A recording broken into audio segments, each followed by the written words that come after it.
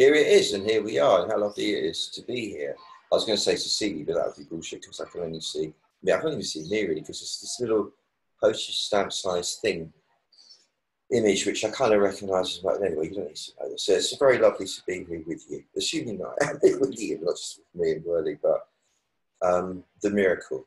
I've been thinking about all of this profusely because I'm in the process at the moment of creating these amp micro doses, which are range from 2 minutes up to 3.5 minutes, never more than that, tracks that are all for specific things, because there's an app in the pipeline and there are a record label and tracks going out like singles to spread the word, because I really want to somehow reach a lot of people, young people and so on and so forth, because it works, and this could be something amazing.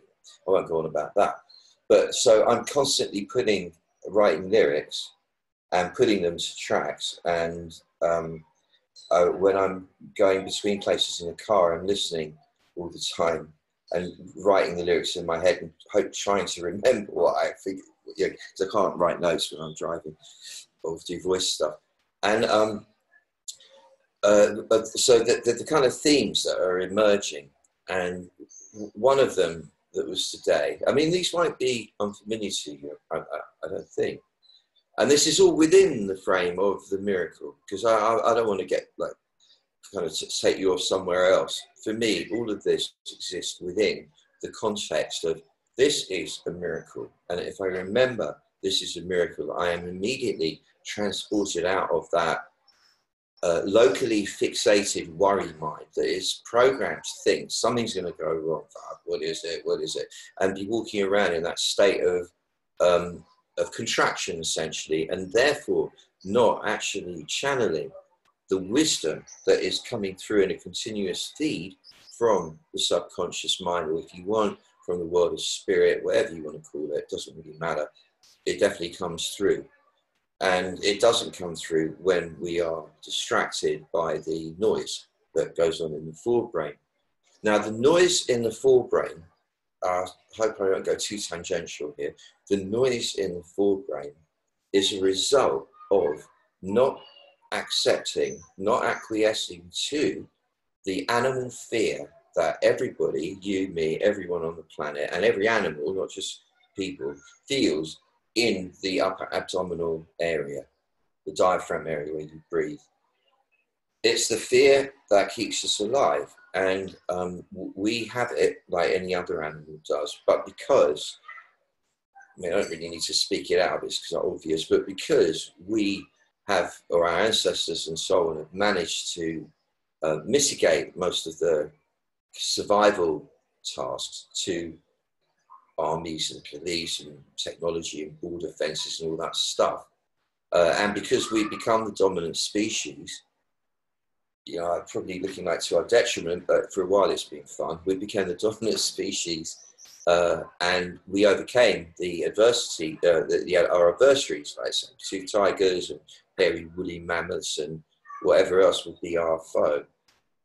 But we have the fear still, and the very busy, active, recently evolved forebrain mind, which is mostly associated with language, i.e. communication with others, and with what society, as we imagine it, thinks of us, and therefore how we should proceed, act, behave, and so on, in accordance with what we think they think of us. All of that is what the lateral prefrontal lobes are dedicated to. And when we feel the fear in the belly, because we're not used to acquiescing to things, we're used to resisting, fighting, arguing with what is going on. We don't understand what to do with it. So we create a movie, we create a story in the forebrain that will justify, explain, rationalize the feeling. Because we don't want the feeling, it's not very pleasant.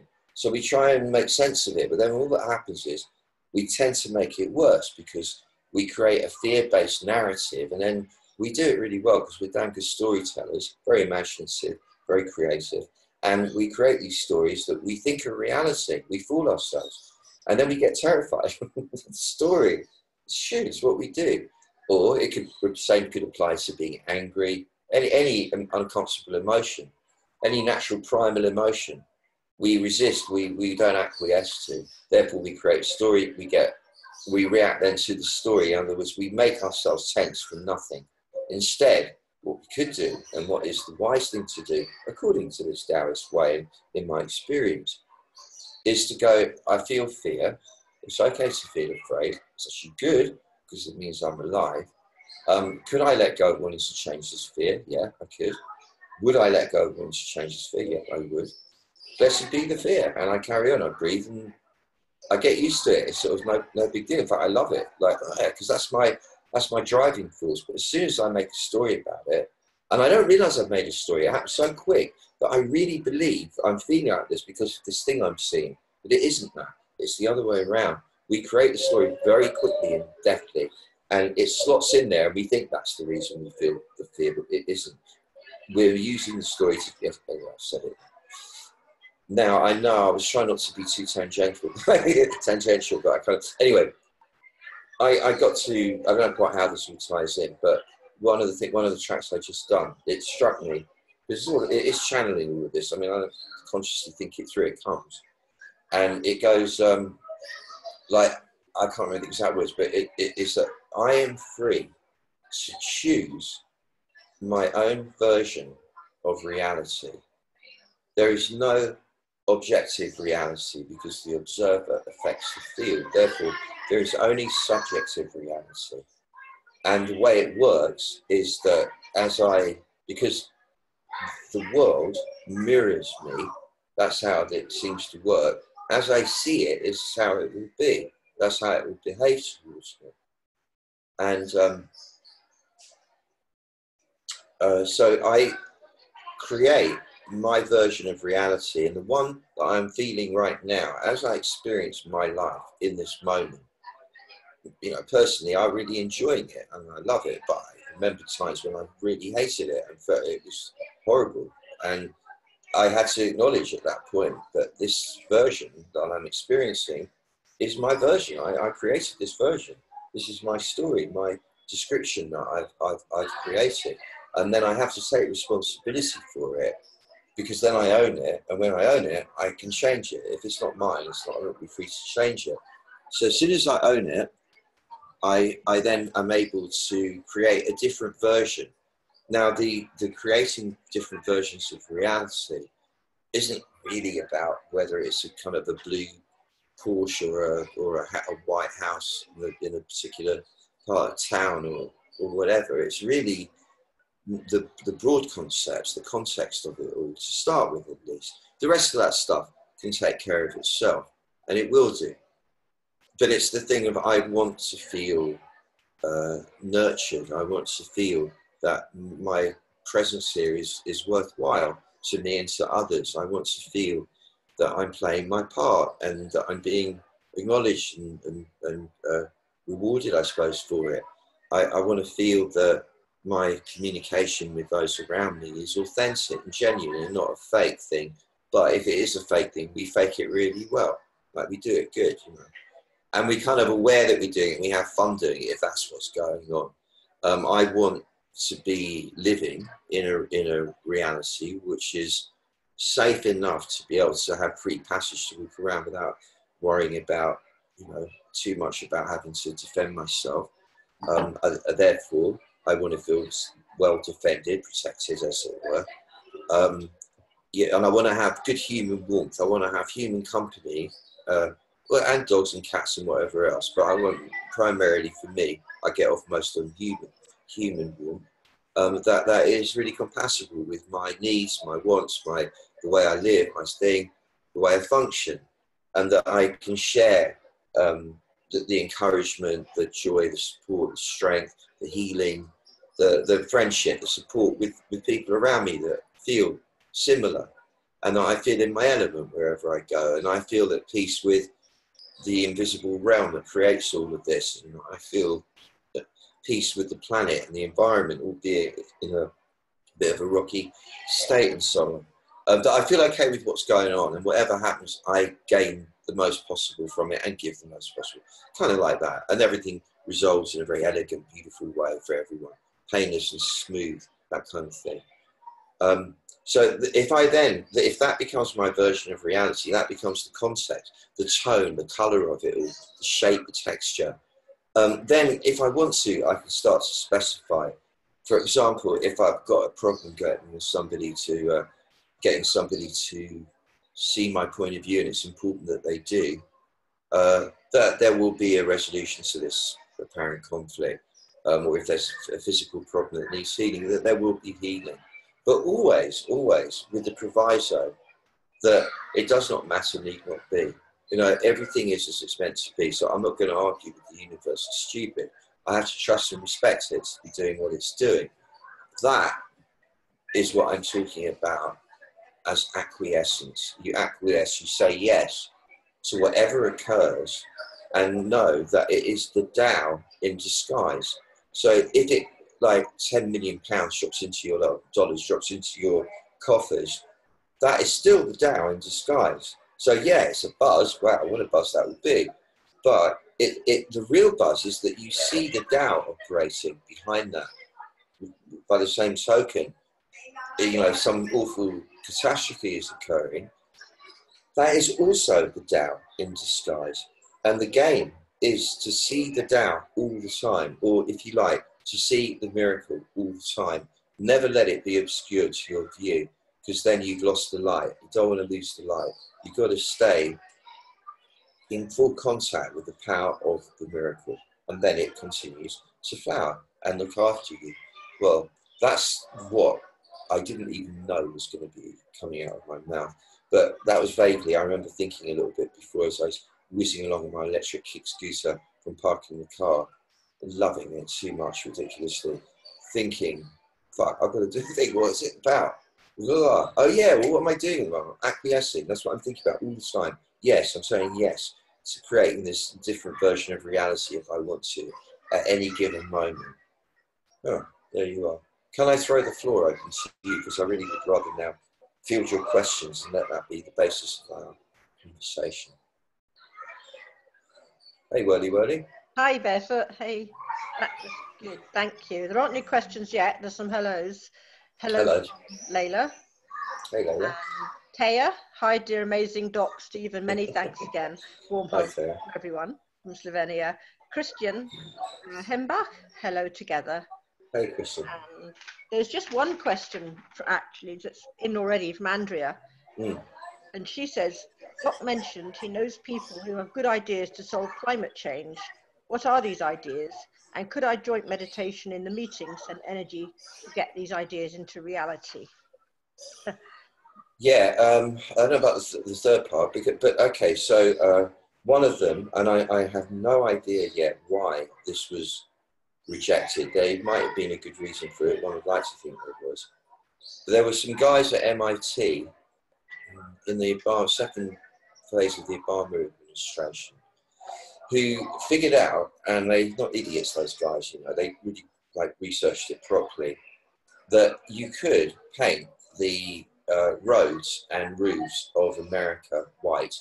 There's a certain kind of paint that would do the job, which would be simple enough to produce and distribute, and there'd be some sort of scheme, which they even worked out, about how the people, the citizens could do it themselves. There'd be some kind of way of doing that. It wouldn't take too long. And if that was done, it would reduce the temperature of the planet by 2 degrees fairly instantly, because it would reflect that much sunlight back up. And it was turned down. I don't know why, but it was turned down. Another one that needs big funding, but relatively speaking, it's not. This was to alter the carbon balance. You create these massive islands made of seaweed. This is a Japanese idea of this huge strands of seaweed, and they're amazing. They're like the reed islands in Lake Titicaca on the border of Bolivia and Peru. But they're massive, absolutely massive. You build on them. You build like houses on them and do whatever you want, even though that's solid. And these massive like football fields thing would just be floating out, anchored down in certain parts of the sea where they wouldn't get in the way of stuff around the planet. I can't remember how many it was needed, 25 I think it was. And they're expensive, but not that expensive. It wasn't at the time, this was 10, 12 years ago. I don't know, a few it was, I can't even remember how tens of millions, it wasn't even hundreds to do each one. But that's gone nowhere so far. So what it's about is, with the present kind of energy about around it, where people, you know, the governments have kind of got a bit of an open ear to it, because, you know, because they can see there's votes in it. Yeah, it would be great if some of the more intelligent ideas could be discussed in some kind of forum. But that's as far as I can tell you, Andrew. I hope that's kind of helpful in some way. The other thing is, though, this is something that's quite important. That there are phases. I mean, you get it from the news. Even though I don't do mainstream news, I've got a good news kind of aggregator thing. I can kind of pick up the news from around the world and I would go through the different sorts of propaganda, basically, of disinformation. I can more or less see what's going on, kind of.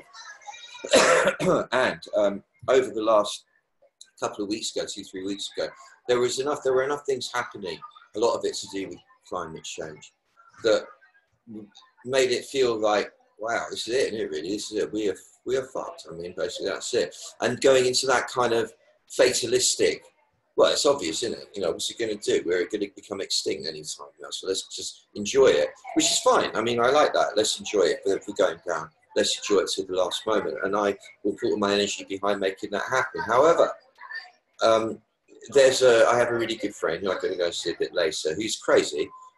He has these mad ideas, and it doesn't matter that they're mad. What's behind them is a sense of kind of a Star Wars-like grandiose vision of reality, and the light is winning. It doesn't look like it may be, but we are actually winning. And just because of his positive spirit, it lifted me up, and made me go, well, yeah, well, look, I don't know.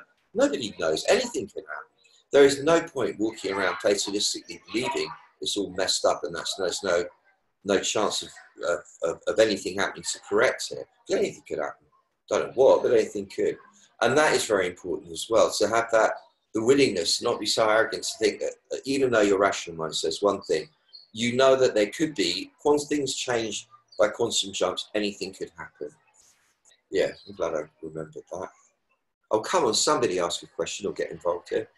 Well, Barefoot, yeah, we've got, Taya says they're painting the roads white in LA. Are they? Apparently. And there's a question, but there's a question from Elizabeth Flakowski. Well, yes. Do you have ideas for very painful feet? I guess it would be called plantar fasciitis. Fasciitis, yeah. To put weight on the soles of the feet. I'm trying a lot of things, but nothing yet really shifts the pain. Oh, it's a real problem, though. I feel for you. I've got another friend who's been suffering really badly from that as well. You know, and then obviously the doctors recommend surgery and all that kind of stuff, which doesn't necessarily work. What I would actually recommend, if you could do it, is to find yourself a deep connective tissue massage practitioner. That would be somebody who does rolfing or that kind of thing. But it also could be a real master reflexologist who doesn't mess about and really knows how to go deep into the point where you're screaming in pain from it. You know, those kind of ones. But you know what they're doing. Because I reckon if you could go through a couple of sessions of that, it would leave you probably feeling rather tender for a while, but it would start to undo it. Another way of doing it, which is the less kind of brutish and more subtle way, would be the craniosacral therapy route. It would require someone who was really damn good, though, and they'd have to, basically, they do it from your head, from your sacrum, and from your feet, your ankles, the backs of the heels and all that, could actually release that at a deep level. It's possible. It would be hard, but they could. Acupuncture, likewise, can be really effective. However, you have to be prepared for it to be extraordinarily, should we say, arousing. I was going to say painful. That's a bit, maybe a bit pejorative way of putting it. It's an extreme sensation, having needles put into the soles of the feet, but it really can help. It takes the inflammation out. The other thing that you can do with that acupuncture is you can release the tension from the back of the calves, essentially, the bits of the back of your calves that you get cramps in from swimming. I hope you can hear me with the kids outside, but I can't tell them to shut up because I'm in a village and they're outside. you get the needles or acupressure into the thick part of the back of the calves. That will release that line of tension that goes into the heel and then through the soles of the feet. As well as which, but no matter what you've got wrong with you, anybody with anything, visualizing is extremely powerful, because it's what gives the autonomic system the message it needs to have that says, come on, heal this, sort it out, regulate it, normalize it, balance it up, because it knows what to do. It just needs the message sometimes. So if you visualize, for example, yourself, the one I like is you're running like the bionic woman, and each footstep propels you about 3 or 4 meters, and you're moving at about 30, 40 kilometers an hour with no effort whatsoever, up a mountain, zigzagging to the peak. And when you visualize it happening, and there's no pain in your feet when you're doing it, when you visualize it, the key is not to try and believe it, because that just gets in the way. It's not about having faith. It's really only about seeing the image. So everyone watching, you could do this. It's really good for your whole system. Never mind kind of just feet pain. I mean, foot pain gives you stamina and energy, and it really works. I can tell you from personal experience, it really works. You picture yourself now. You might want to have it with a camera on your helmet. You might want to have a camera down at the bottom of the mountain, catching the side view, the long shot, the wide shot rather. You might want to have a camera on the peak looking down, and you can live edit between the 3 views, and you see yourself starting to run. And the amazing thing is that each step is propelling you 3, 4, 5 meters even, with no effort at all. And because of the distance that each step propels you, you're moving at an incredible pace. So much so that it's kind of like you almost have to slow down, because you're going to get to the peak before you've even realized you were running up the mountain. It's that kind of energy. So live edit between the 3 different camera angles and see yourself going up that mountain really like amazing speed, until you're at the top and you've got your hands in the air in triumph. I've done it, I've done it, I've done it. That seen 3, 4, 5 times a day over a couple of days, 3, 4 days, you will notice within, I don't know, a week after that, there's always a time lag, I don't know why really, a week or so after that, I do know why, a week or so after that, you'll suddenly go, wow, I've got a lot more energy, and you'll be feeling less pain in your feet. You can do this one. You can get rid of it, though. I know many people who've done. I've treated enough of it. You can do it. Just take patience, application, and quite a bit of time and faith in the process. Okay. Elizabeth replies to the earlier part of what you said. Yes, that is what I do. Just takes a lot of time. And then she says, good ideas. Thank you. Will do. Pleasure. And Rebecca Howe says, great visualization. Thank you. I can feel Becky. An energy sensation suddenly in my left ear. Oh, I think it's distance healing from you. Thank you and all. Sorry. What's wrong with your left ear, Becky, then? I'll wait till we get that reply and let you know. And Elizabeth Maybar says, thank you. Sorry. That's all right. And Taya says, awesome. And there are actually some questions and more questions. Christian Hembach.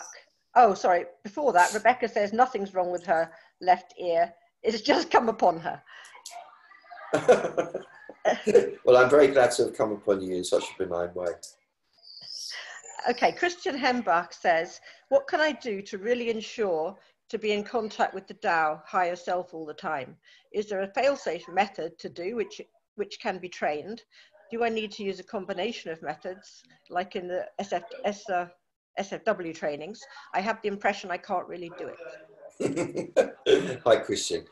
I think firstly you have to assume that you actually can do it and are doing it and have been doing it, but that you've not been allowing yourself to access that level of experience. I'm not suggesting that's the truth, because we don't really know. But if you take it as an assumption, it's a good place to start. From an experimental point of view, you suspend judgment and you say, I'm willing to assume that I already do have that connection with the Tao. I'm already feeling it. I'm already benefiting by it. It's just that I'm not allowing myself to access that layer of experience. So that would be a good context for the process. Then, as you say, obviously, it's going to be a combination of focuses, really. Just because we are multifaceted, and light changes, mood changes, context changes, situations change, and therefore we need different triggers at different times to get the message in. However, I cannot help feeling for myself and everyone that I pass it on to, that the key move is being in your back and watching the world from the back of your head rather than the front of your head, from your eyes. You bring your mind to you push the back of your head back a bit, like that. So you get a bit of a sensation there, a tightening there. So that reminds you where it is.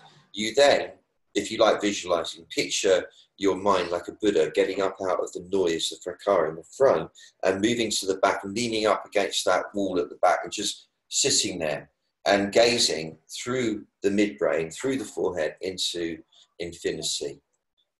You then observe your inner processes from there. You observe what happens as you meet people, you interact with people, or with tasks that you have to do, or with your routine or your own thoughts, whatever it is. You observe the process occurring from there. As you do that, you make sure that you support the mind in the back of the brain with a bit of physical presence underneath, so that it doesn't just fall down. It needs something supporting that floor of the cave up there, as it were. So you shift the weight of your body into the back a little bit more, just so that you feel more gathered in the back than the front. And that then supports the mind sitting in the back brain.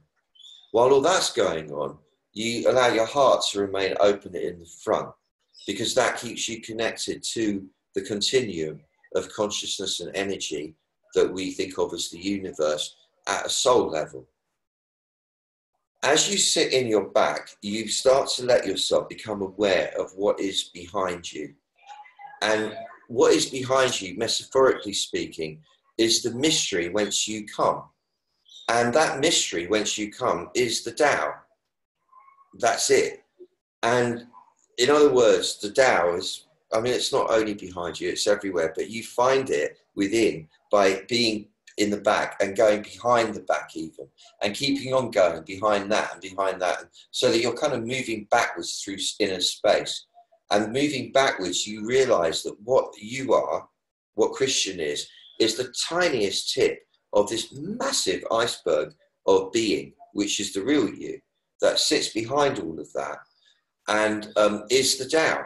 And it somehow or other, mysteriously, is the same Tao informing all of us. And and then once you get that, the next stage is that the Tao is manifesting as the planet Earth for us, and all the things on planet Earth, the light switches, the shelving that you put up in your room, keyboard for your computer, the plants that grow outside, the birds tweeting, the bird shit that falls on the roof, the people walking, the cars, the movement, the money going around between people, the arguing, the news, the media, the noise, all of it. This is the Tao. This is what it looks like. This is the Tao with its earthly clothes on. This is the Tao doing its earth dance. And once we kind of get, by sitting in the back, that stops being theory, and you start seeing it. And of course it is. It's like what the Native Americans practice that we call animism.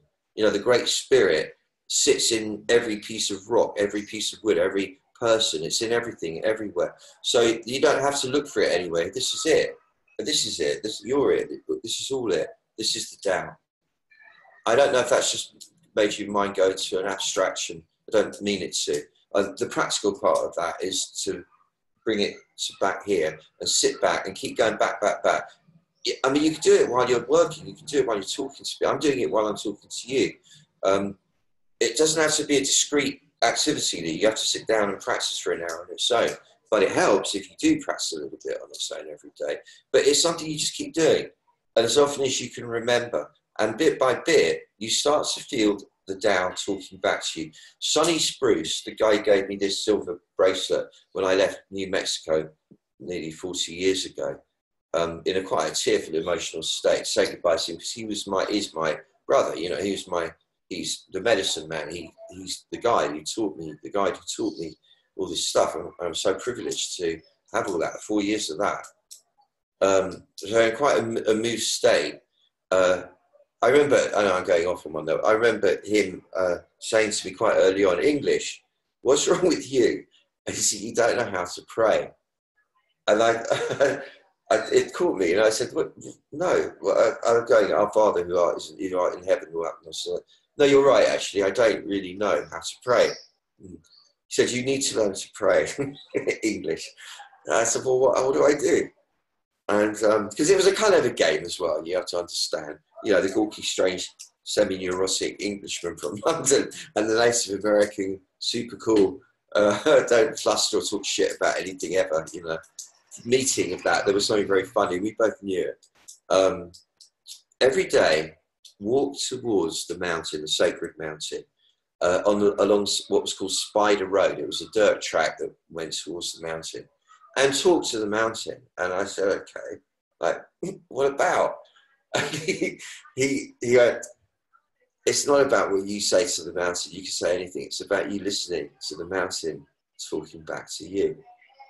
And because it's Sunny Spruce, I did it. And I went out the next morning and I went for 10 minutes, walked towards it, feeling like a right idiot, you know, talking to a mountain. But what happened was really interesting. Quite quickly, the mountain suddenly its spirit put itself inside me, upside down. So coming from my pelvic floor was the peak of the mountain, rising up to its base, which was around here. And it sat in me.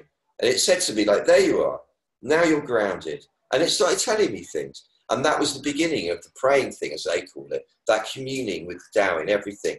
That was one of those things that changed my life completely. I hope that maybe influences you and inspires you in some way to do likewise.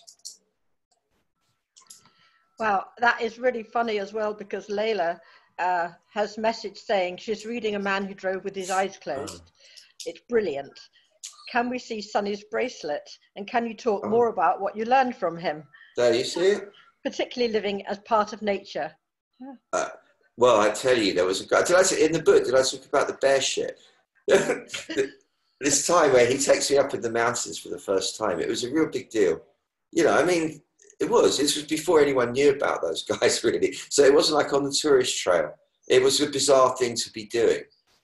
You know, they hadn't started charging money for teaching shamanism yet, you know. I was very privileged like that. And so we go up in the mountain and he taught me about plants and what you could eat, what would make you high, and what would clean you out. I wish I could remember some of it. Anyway, there's this pile of shit on the ground, looking about like horse droppings, you know. He goes, you see that, English? And I go, what? That? He said, do you know what that is? I said, no, what is it? He said, that's bear shit. And I go, what, really? Like real bear shit? He goes, well, yeah, that's real bear shit. I said, like, is there a real bear? Is there a real bear around here then? He goes, well, I guess so. Where is it? He said, it'll be up in the trees over there. I said, wow, man. And I squatted down looking at this pile of shit, thinking, fuck, man, real wild bear shit, as if there's any other kind. Oh, yeah, you get it in the zoo, don't you? That was what, it was blowing my mind that a bear had dropped that on the ground. I don't know, I could tell you a lot more interesting stories than that. Yeah, I mean, he used to trickster medicine, coyote medicine. I'm producing an album with one of the guys from Groove Armada, actually, called Shamanic Healing Journey or something like that. It's called Coyote, the act, based on that coyote, and it features him, it's brilliant, doing a shamanic journey, Trick You. Ronnie Lang used to do it. His friend, he had a friend who was, what do you call it, a parapsychologist in Sao Paulo, Brazil, who'd managed to develop his doppelganger, his psychic double. And he said he had a mistress and he was married. And one night he sent his doppelganger off to make love with his mistress, and he stayed at home with his wife, which is, you know, it's the right way around of doing it, I'd say. And he made love with both of them in the most glorious, magnificent way, to the extent that in the morning, the mistress both the mistress and the wife phoned him at the office to say thank you. What an amazing night that was. Do you believe that? And I go, no, yeah, no, no, I don't know. And I'm believing in that, I don't know. No, and Sonny Spruce used to do that. He'd tell these wild stories, but he'd do it in such a way that you had to listen. And then he'd say, do you believe that? And at the end of that, do you believe it? You go, I don't know. Yeah, no, I don't know. And you end up with, I don't know. And those I don't knows are very, very important, because they're what allow the space for, if you want, the miracle to come in. It's like, I don't know. That's when it comes in. I hope you found that edifying. Yeah, really funny and brilliant. And Layla Felwell's replied saying, oh my God, that was magic. How did you do that? Because you talked about Sonny when she just typed the question in. Yeah. There's a question from Alison Dunn, who says, do you have any advice on how to stimulate the brain for short-term memory loss in an 87-year-old parent with slow decline? He's forgetting things like having breakfast, but can recall massive amounts of old knowledge. Yeah, I got the same. My mum's 87. I'm dealing with a similar thing, Alison. I know that one. It's quite, at times, really poignant, isn't it? Okay, so first trick, seems like she's already got covered, but you never know.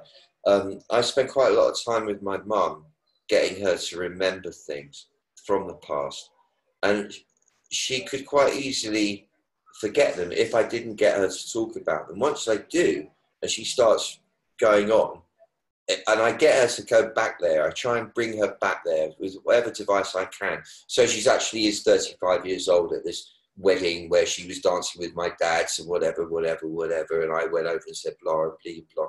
And, get her talking. And, once she gets it flowing, her short-term memory improves as well. And it's actually, when I've had a go with the story, and I love the stories anyway, they're lovely to get, it's lovely to see her remembering all the good times and stuff.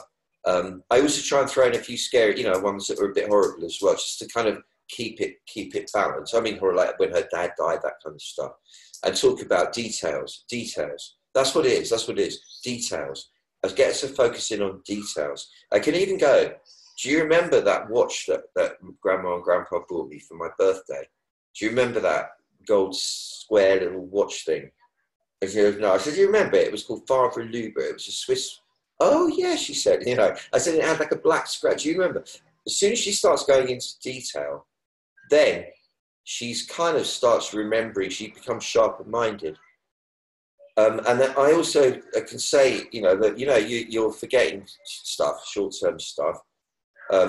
It'd be good to do an affirmation. I get her to repeat out loud after me. I now have perfect recall. I recall everything I need to. My mind is sharp as a razor. I'm absolutely clearer than I was when I was 10 years old. I'm amazing. My mind is amazing. I recall everything. And I just get her to repeat after me. She's laughing and everything. That seems to actually work. Based on the idea, Mum, that you are in control of your own mind. She looks at me a bit like, I said, well, it's not the doctors. It's not anyone else. You are in control of your mind. It's your mind. You're the one that decides what goes on in there. So when you're not remembering things, it's because you're kind of disengaging, because for whatever reason, you're disengaging. But you need to stay engaged while you're on the planet. And I want you on the planet for as long as you can be. So you need to be engaged. And it's that kind of chat. That's how I do with her. And it's kind of, and I work with a lot of people, my mum, with that. And it does seem to do the job. Getting them to focusing on details, tiny little minute details, step by step. What did you do when you got home that night 35 years ago? Do you remember? Did you go to the kitchen first or the bathroom? Do you remember the bathroom, what the colour of the tiles were? It's that. Once you get into the detail, that's what wakes it back up again. Astragalus, the root, if you can get the tincture or the capsules, astragalus, sorry, I don't know what it is in Western stuff, that's the Chinese root that is really good for the spleen. And it's the spleen that controls the intellect, short-term memory, practical thinking, etc., etc. If your mum could take some of that each day, 3 months later, she'll start to feel an actual improvement anyway. Hey, Alison says, I think it's her dad, she says she'll try the affirmations as he's disengaging and will give him homework when she visits him tomorrow. I don't know about homework. You kind of have to do it with him. Homework they don't do because they forget. They forget. It's good to say you're disengaging. Get his agreement on that. It's really important. So if you could get him to become cognizant of the fact that he is disengaging, therefore he's in command of the process. It's not something happening to him. And like, don't criticize it either. You know, like, you're supportive of that. It's like, good on you, you're disengaging. That's going to get them to stop disengaging more likely than if you go, stop disengaging, that will make them disengage more. It's a kind of rebellion, you know, with reality, I think, on some level. They've had enough, basically. She says she'll do that with him. Good. Taya has sent a playlist that hopefully Alison can see in the chat box, I think. A playlist for life, music and dementia. Sounds like it'll be good. Yes, and Alison replies that yes, he is rebelling. Thank you, thank you. Kiss, kiss, kiss. Oh. And okay, so there's just another comment from Penny McNeil, who says, I'm wondering if other people are noticing their personal transformation in this miracle. I find it quite incredible. Could you, the line went funny when you said personal transformation. What happened after that? Oh, right. It's a comment really, but I'm wondering if other people are noticing their personal transformation from listening to the miracle. I find it quite incredible. Oh, that's lovely. I do myself. I was thinking that today from all this stuff, from these microdoses. It's bizarre working on it because it does it. Obviously, it works, even though it's my own voice and me, you know, coming through me. It's not. I am really very much like an observer, an onlooker to the process, and I'm noticing. I was just thinking about today how it works, of the unfolding, the gentle unfolding of the self, and you reach these different quantum levels of being when you suddenly go, wow, look, there's this much more of me now. I never realized I was ever going to get this, but I've got it now. How lovely. Kind of, yeah. Listen to me going on. Listen to me going on like an old tart. Is that what we want, isn't it? It's brilliant. It's brilliant. That's it. There aren't any more comments or questions. Oh, Elizabeth says, me too. She notices the transformation. She really notices how she softens inside and she can live easier through the miracle. Thank you, Elizabeth. That's what it is. It's a softness about it. But I mean, I don't want to kind of get into some drama here about it. It's not that. I really want this to sound as undramatic as possible. But the experience of it is so much of being a channel for it, rather than, right, I'm going to make this and then I'm going to do that. It's telling me what to do the whole time. And every track of all this amp stuff starts off with the little voice going, there's a frequency between 432 and 528 that I want you, it's like I want you to just get that for me. And I'm like, oh, that's interesting. And I'll start messing about.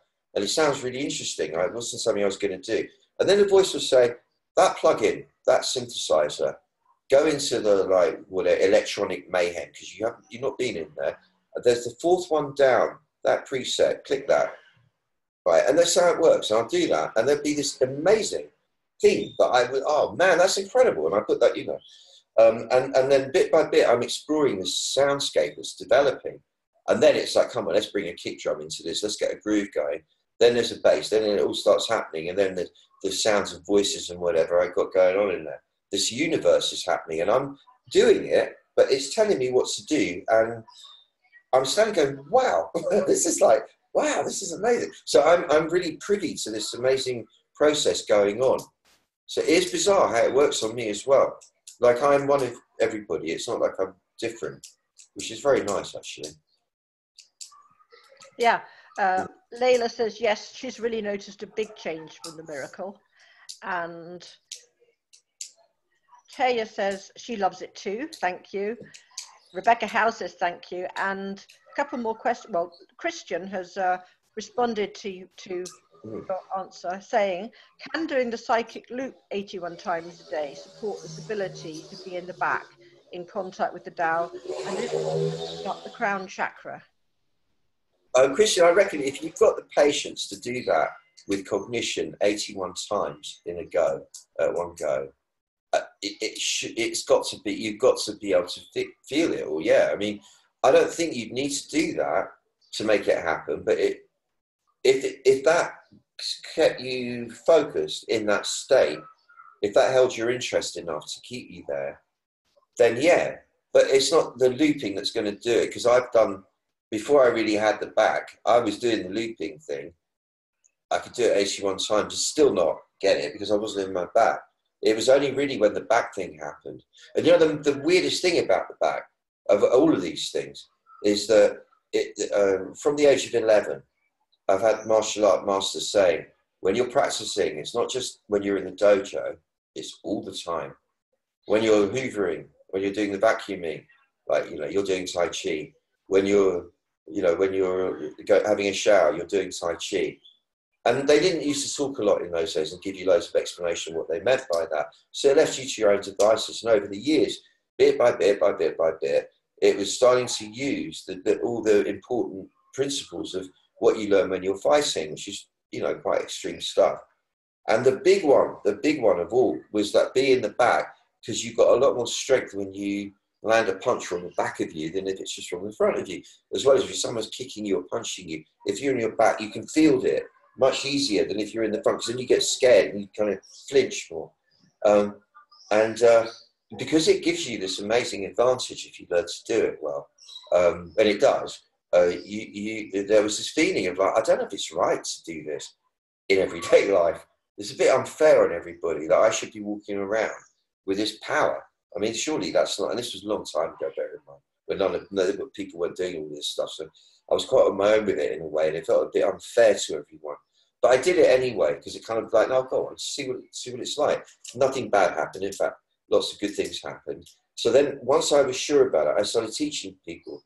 And bit by bit, it was coming clear to me that this is really the answer of all answers. So I think if you can just stay focused more on that, looping is fine, but that's the one. It's being in the back.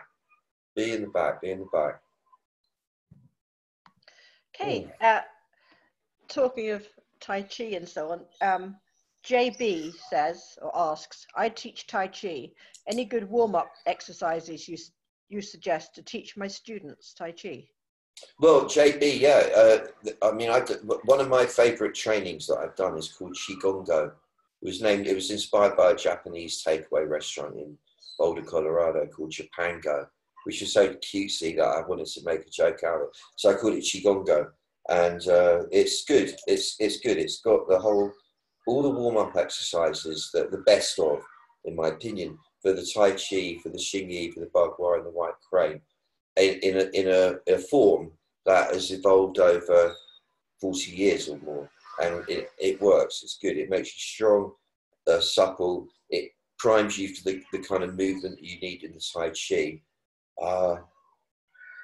I don't know if it's still around, but I did another training called Tai Chi Warm-Up. Yeah, I think we've got that still. The Tai Chi Warm-Up, I think it was called. We do still have it, and it's called that, yes. All right, well, yeah, go for that one, then. That's more straightforward. That is just the Tai Chi, maybe to start with. If you're interested, Willie will help you with that. It was good. It was a good sequence. You might even know it. I don't know. I don't know. But if you want one particular one for the Tai Chi, like now, like a focus one, I'll tell you what's a good one, JB, and you probably know this anyway, but for pushing hands, if you get the two contestants, or whatever you call them, to close their eyes and notice that if it's single hand pushing to start with, that there's this, what they're doing is between them and making a figure 8 on the lateral plane, on the horizontal plane. And if each person focuses in on that 8, that moving 8, seeing it as made of comprised of white light, to symbolize the flow of energy, they'll notice it starts to take on more of a multi-dimensional motion, which takes it up and around and down, and it will start moving in quite complex ways. If you then follow one of those, it will occasionally give you what do you call it, like a trajectory to throw the opponent with no strength at all. It's really fun. So it's like you follow the white light, and the white light, if you're patient, it'll give you a bang, you go. And they go flying. I love it. That would be nice to teach. I know that's not really a warm-up exercise, but that's what it made me think of. Yeah. Such a little boy. I was just talking to my friend who I do all that with, actually, out of the blue. He called me before. We used to do that. We do it for ages in the kitchen because we shared a flat in London, and he was a martial artist as well. And we start off really well behaved and gentle, tai chi, push hands, and it always ended up in a complete scrap on the floor, rolling down the stairs and all kinds of stuff, punching each other and kicking. It was really fun. Anyway, yeah. JB says, very cool, thanks. Oh, you're welcome. I love the story. And Jim Pickerel says, hi, Doc. Jim in CA. Great to see you. Living in the mountains now, I can truly relate to nature talking. I feel it speaking to me all the time, and it's always nurturing me. That's my perception, and so that's what makes it real for me. Thank you for all your offer and being helpful in my own healing. Oh, Jim, you're so welcome. And also, I mean, you know, I don't think we're all mad. I mean, I don't know anybody that doesn't have that experience when they spend time in nature. Even the most pragmatic, prosaic farmers that I've met who won't talk rubbish about anything, they even get it. Everybody gets it. We do. I mean, because it is talking to us, is it not? The whole thing is conscious, and it's communicating. And we interpret it as words because that's what we use as words. But the real information is happening with an energy flow. It's happening all the time. And it's not just nature. It's also the stuff we make, the bricks and the girders and the roads. Everything's talking. All of it. The whole thing is transmitting information constantly. Hey, Christian says, thanks. This was very interesting and helpful. Oh, good. I was missing this being in the back method in the older trainings. Yeah. That's it. No more comments or questions. Good. Well, Whirly, thank you very, very much for facilitating this lovely online meeting. For everybody here, thank you. For everybody, thank you for being here. And it just feels like a nice thing to do. Before we go, really quickly, and for anyone who catches this later, imagining that, you know, the time things and illusions, we're all together in a moment. Picture us, just for the sake of a metaphysical fantasy, as massive beings of light, archangels sort of characters, standing, well, hovering in outer space, holding kind of hands with each other, forming a big circle, encircling the atmosphere of planet Earth. So in the midst of our circle is the planet and its atmosphere all around it. And we're like a group of guardian angels who've been called in for the moment to do a healing for the people of Earth. And in the directive, we were told, not much, but it just said it's a little bit, getting a bit fractious down there, a little bit polarized and a bit kind of, so we need to harmonize the energy and increase the factor of tolerance and resilience and suppleness in communication, whereby it stops being people shouting slogans, emotional slogans at each other, and starts to go, actually, it's not going to hurt me if I actually listen to what you have to say, and then people start talking a bit. So there's a bit more lubrication in the communication of the collective, and that the result of that is an easing off of tensions and opening up the possibility for the light to come in with much more velocity and light everything up a bit, so that everybody starts to feel more positive and more inclined towards being constructive rather than destructive. So that was the directive to us archangel characters, in why we had to come here and do this right now. And so we are in this circle, and all of us go into our backs because we're archangels, we know that's true. And all of us have our hearts open in the front for the same reason. And on the count of 3, because we all know the routine, we suddenly all collectively start charging these streams of intensely bright rose gold light from the heart down through the atmosphere onto the planetary surface. where it splashes to everywhere. So the whole of the surface of the earth gets almost instantaneously covered in this rose gold energy. And this energy is a healing love energy that is touching every single being at a cellular level. It's actually affecting the atoms comprising every single being on the planet, every sentient being, every single human, for example, on the planet right now is feeling at some level this charge of positive healing energy, which will do what the directive suggests it needs doing, or will instigate that. And we are the angels, we're not invested in it, we're just here to serve. So we're channeling that energy down to the people of the earth. All of them are getting it. Absolute generosity. We don't really know why, it doesn't matter. We just know it's a job, it's what we do. So we're doing it, we're doing it, we're doing it, we're doing it. And there's a sense, since we've done this a lot, that it's hitting that sweet spot where the critical mass, where the energy has built up everywhere with enough intensity that everyone's feeling it, even if they're not aware of it. Suddenly, and I mean right now, at this moment, everyone on the planet is suddenly feeling, cool, actually it's all right being alive. It feels good, and it feels good because there's other people here. So the other people are important. Therefore, I need to take care of them and look at them in a different way. That feeling is affecting everybody on the planet right now. So let's enjoy it ourselves. As the people that we are, let's also come into our bodies and feel that sensation of there being a circle of archangels around the planet, beaming this healing love at us, and get a feeling of the heart and what it feels like receiving this love. And that feeling of, yeah, actually, it can be okay. It can be okay. It can be okay. If not just for tonight, it can be okay. So that's the feeling. The feeling is that anything can happen. It can be all right. And let's love it. Let's just love being here and love each other. And then we take our bows as the archangels and disappear wherever archangels go after a thing like that. And we all find ourselves here, ready for the next stage of the adventure, for the miracle to unfold even more. Talking of which, there'll be another one of these in a month, I guess, and we'll let you know when that will be. And all that remains to say for me now is bless your hearts, everybody that's been here and everyone that watches it subsequently, and may that miracle, this miracle, spread like exponential wildfire. Thank you. I'm just going to go unceremoniously now by clicking out of this thing and say, bye.